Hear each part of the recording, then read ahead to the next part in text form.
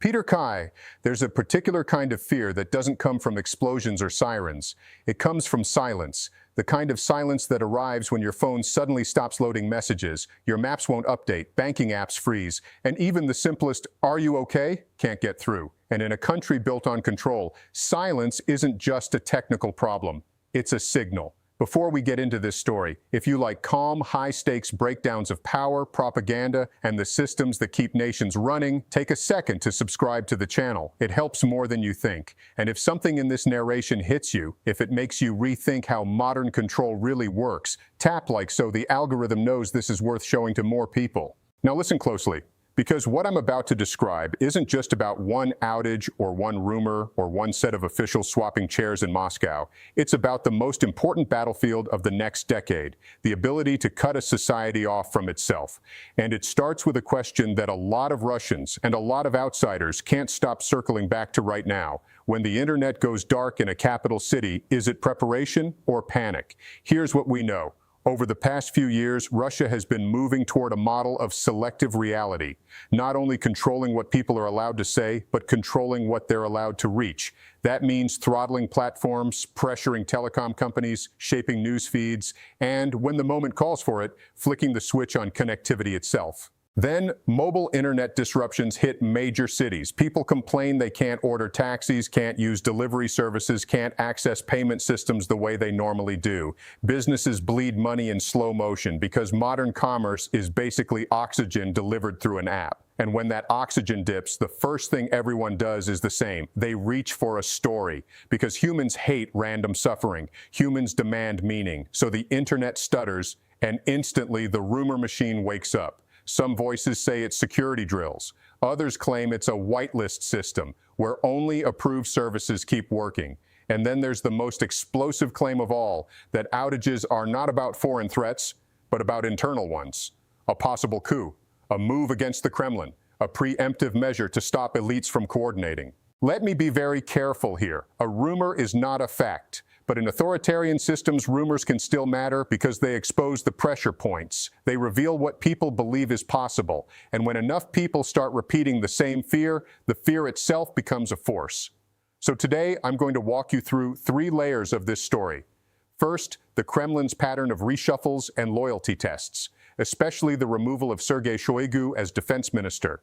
Second, why internet shutdowns are such a powerful tool in modern politics, and what recent disruptions suggest about Russia's evolving control infrastructure.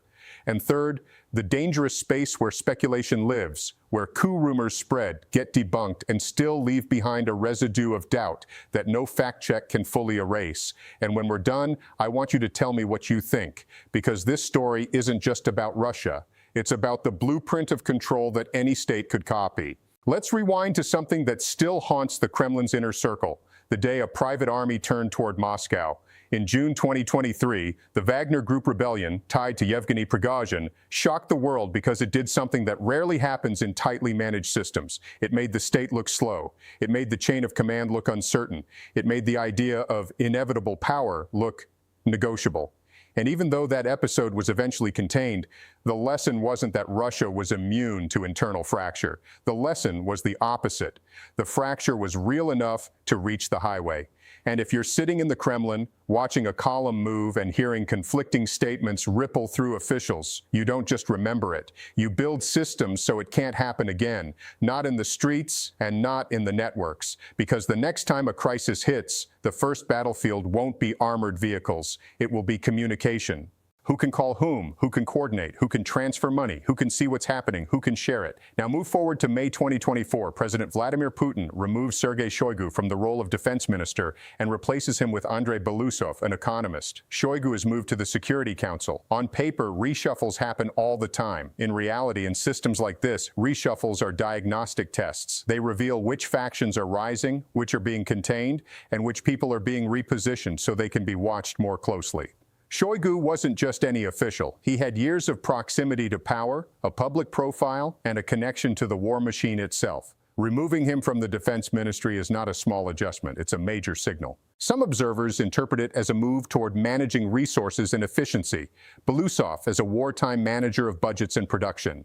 Others interpret it as a loyalty maneuver. Rotate the powerful, prevent anyone from owning a single institution too deeply, keep elites dependent on the center. And here's the part that matters. In an authoritarian system, uncertainty among elites is both a risk and a tool. It's a risk because confused elites can miscalculate. It's a tool because confused elites are easier to control. Now add the second layer, connectivity disruptions. When mobile internet starts failing across major urban centers, the consequences are immediate. People can't do normal life. Businesses can't do normal business. And the state gets something it always wants during moments of instability: a fog. In a fog, the government can speak first, loudest, and with the least competition. In a fog, opposition can't coordinate quickly, journalists can't verify quickly, citizens can't share quickly.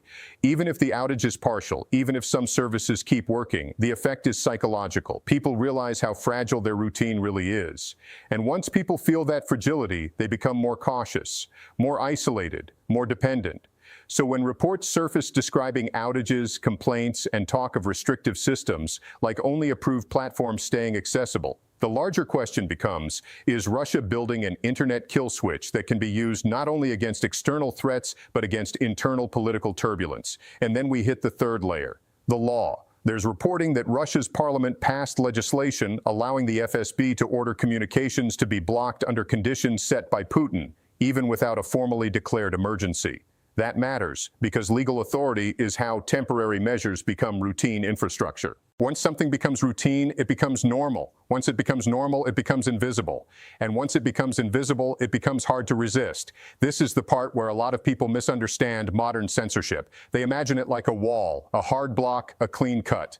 But the most effective censorship today is not always a wall. It's a maze, a delay here, a throttling there, a few technical issues, a handful of platforms that still work, especially the ones the state can monitor, a whitelist of allowed services that makes people grateful for scraps of connectivity instead of angry about what they lost.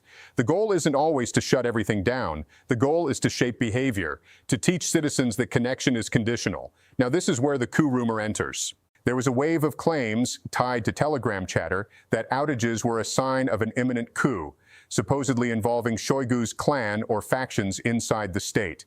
The idea was that communication restrictions were being staged as a preemptive move. Stop elites from coordinating. Stop security services from fracturing. Stop mass mobilization of any kind before it starts. But fact checks and expert commentary pushed back, calling it wishful thinking, an interpretation that reads too much into outages that could be tied to security measures, technical controls, or broader state experiments with network management. So what do we do with that? Here's my take. Even if the coup rumor is false, the conditions that make people believe it are the real story. Because think about what has to be true, emotionally, for thousands of people to hear internet outage and immediately jump to power struggle at the top. It means people sense vulnerability in the system. It means they suspect factions. It means the myth of total unity has worn thin. In healthy democracies, an outage is an inconvenience. In brittle systems, an outage is interpreted as a warning. And whether or not a coup is coming, the Kremlin acts like internal threats are always possible. Because history teaches regimes that the most dangerous enemy is often not a foreign army. It's tomorrow's ally who decides they're done being loyal. Now let me zoom out and make this personal. If you live in a connected city, you probably treat the internet like weather. It's just there. You get annoyed when it's slow, but you assume it returns.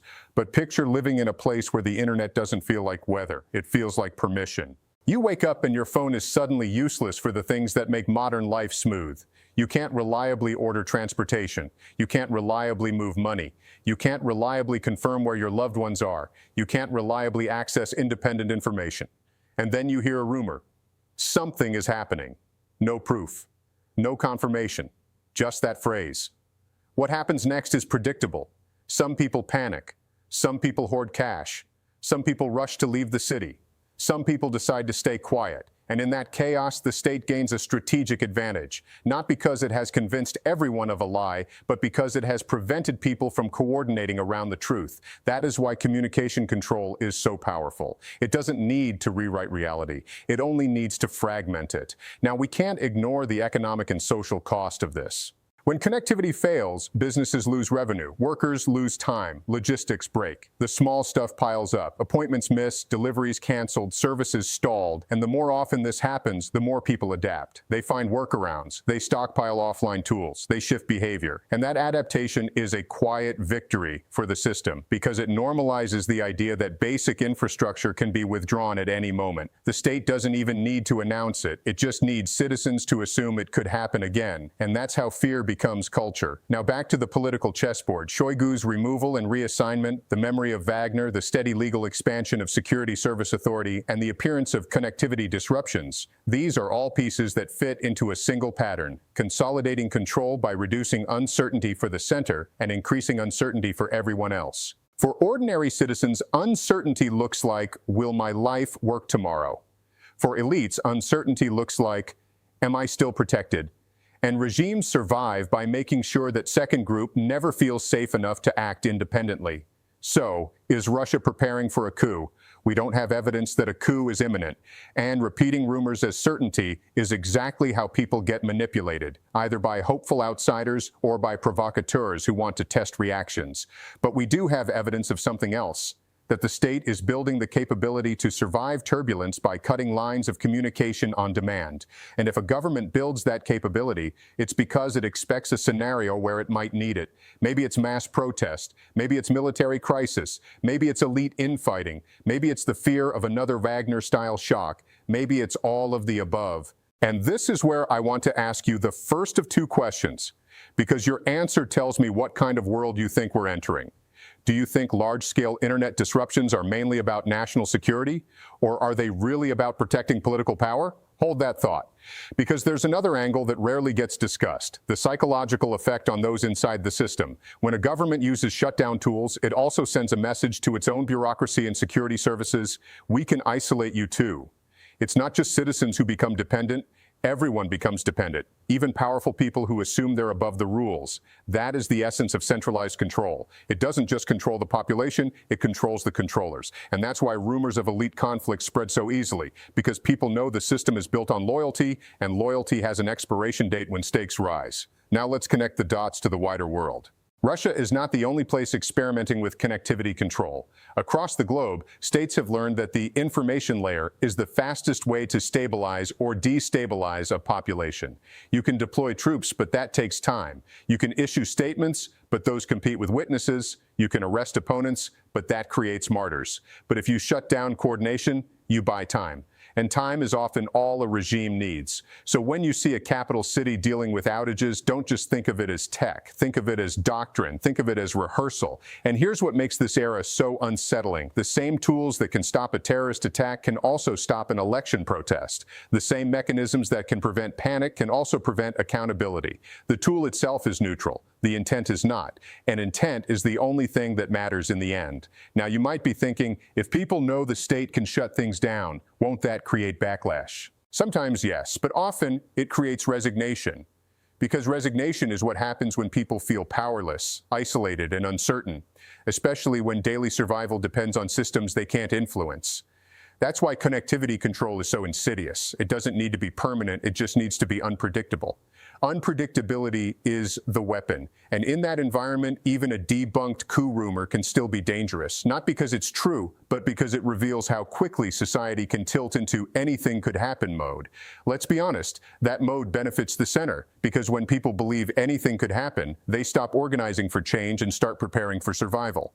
Now, I promised pacing, so here's the heart of the narration. A state that can cut communication can cut solidarity. A state that can cut solidarity can outlast outrage. A state that can outlast outrage can keep power, even when legitimacy is fading. That's the play. And it's why the story of Shoigu's reshuffle isn't just about one man, one job title, one ceremony. It's about the constant management of threat inside a system where the worst-case scenario is not a foreign invasion, but a fracture in loyalty. Now, if you've been listening closely, you can feel the tension building to a simple question: what happens next? I can't tell you there will be a coup. I can't tell you there won't be. But I can tell you this: when governments invest in shutdown authority, when they expand security service power, when they rotate elite figures and keep everyone guessing, they're telling you what they fear. They fear a loss of control that spreads faster than their ability to contain it. And today, the fastest thing on Earth isn't a missile, it's a message. So if you take anything from this narration, take this. The future of politics will be shaped by who controls connection and who can survive without it. Now here's the second and final question I want you to answer in the comments, because I read them and they genuinely shape what I cover next. If you woke up tomorrow and your city's mobile internet was restricted to a government whitelist, what's the first thing you would do? Drop your answer below. Seriously, I want to see the range of instincts people have. And if you want more narrations like this, subscribe to Peter Kai so you don't miss the next one. If you made it to the end, hit like. It tells the platform this kind of deep, high-stakes analysis is worth recommending. And one last thing, if you disagree with any part of my framing, comment that too. The best conversations aren't built from agreement. They're built from evidence, tension, and the courage to say what you actually think.